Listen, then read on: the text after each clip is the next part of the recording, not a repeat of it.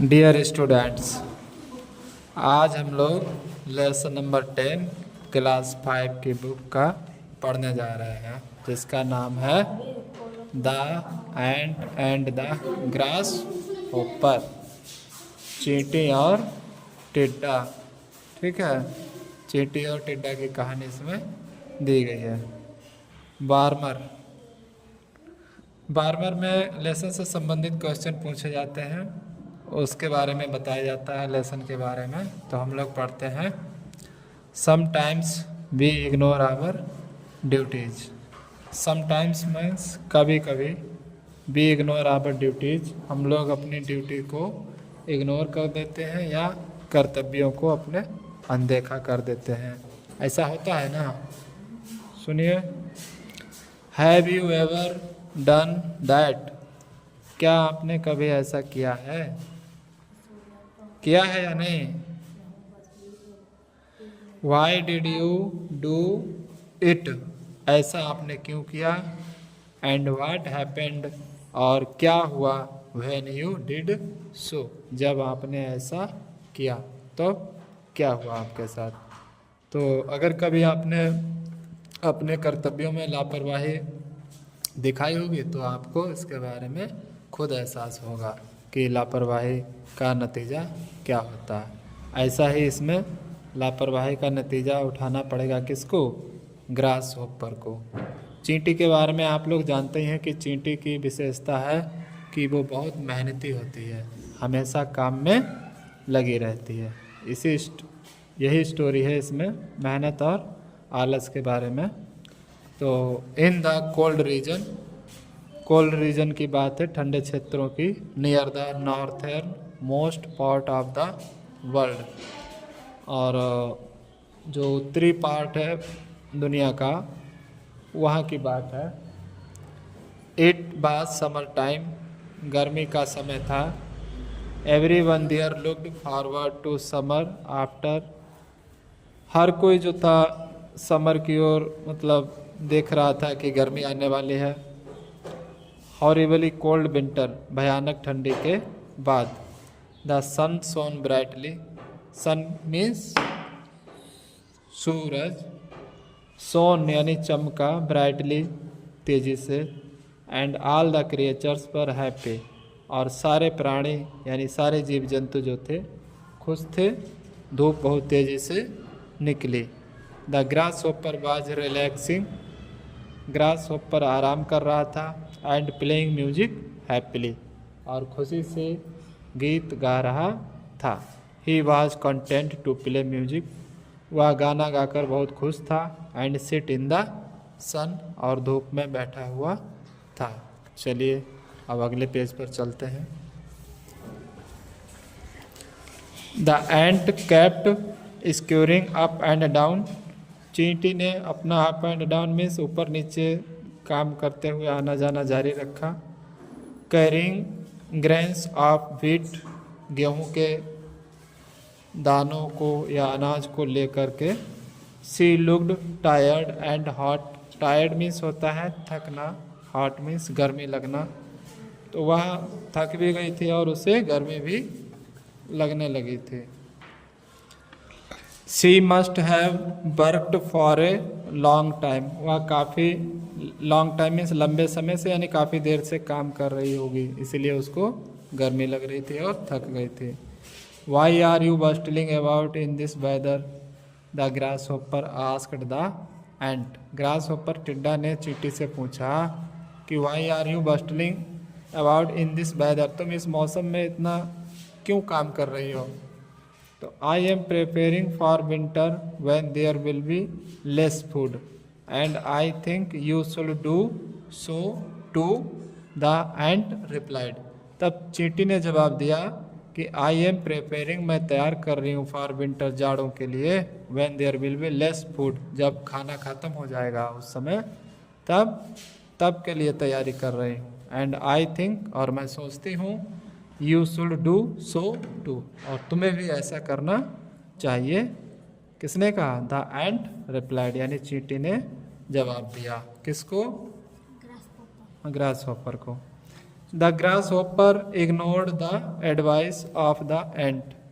Grass hopper ने एंट की advice को इग्नोर कर दिया, मीन्स चींटी की बताई हुई बात पर कोई ध्यान नहीं दिया।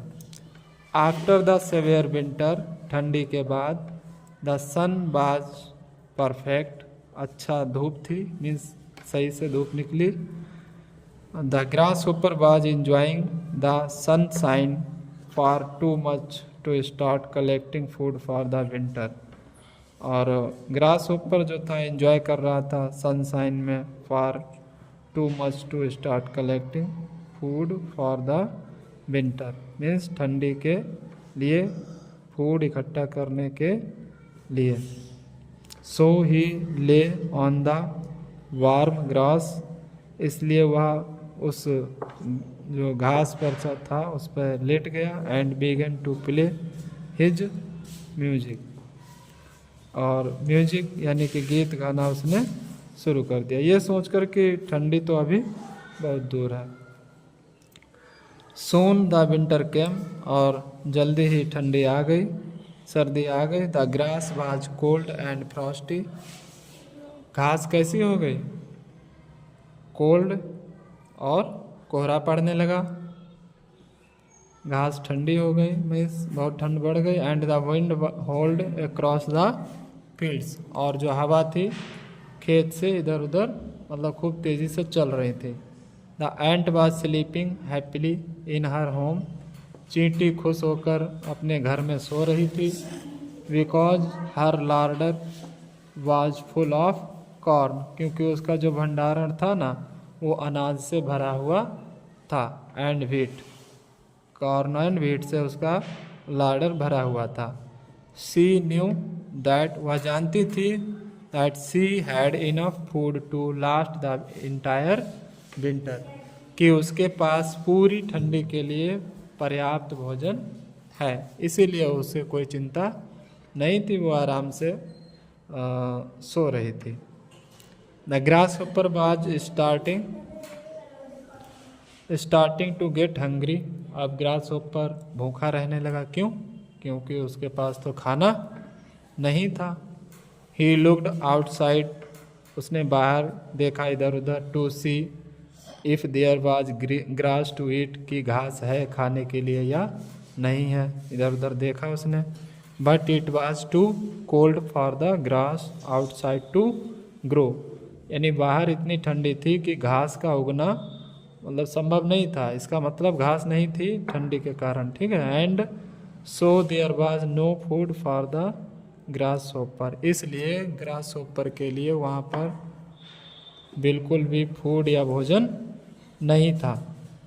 फॉर ए व्हाइल, कुछ देर के लिए grass hopper wandered, grass hopper बहुत सरप्राइज्ड हुआ, आश्चर्यचकित हुआ। व्हाट टू डू, सोचने लगा कि क्या करें, व्हाट टू डू, क्या करें।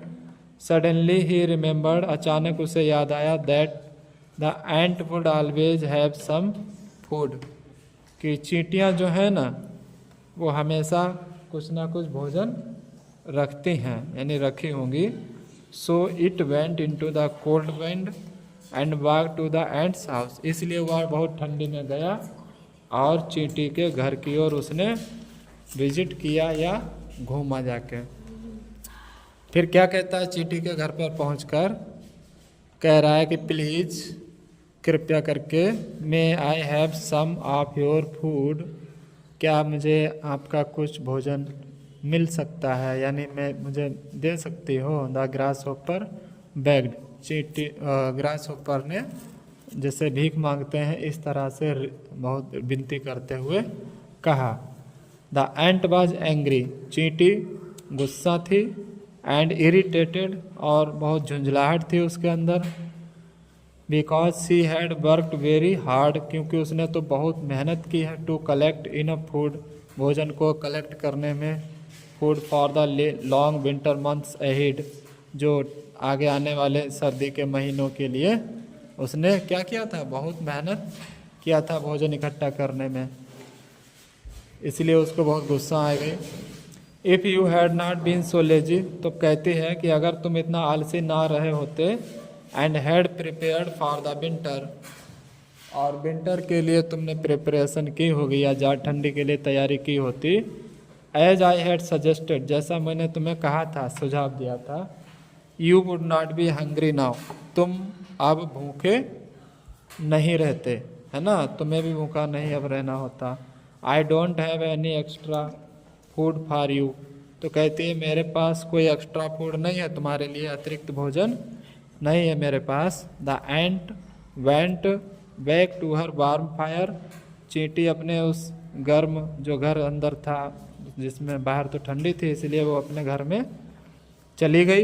एंड स्टॉक्ड कपबोर्ड के पास, leaving the lazy grasshopper out in the field, उस लेजी ग्रास होपर को बाहर ठंडी में छोड़कर।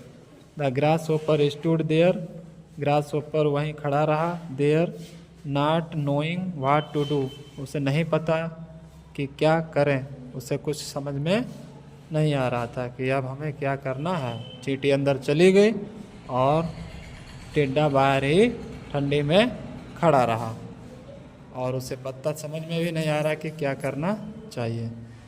तो इस प्रकार ये लेसन हमारा कंप्लीट हुआ और आगे के क्वेश्चन आंसर अगले वीडियो में।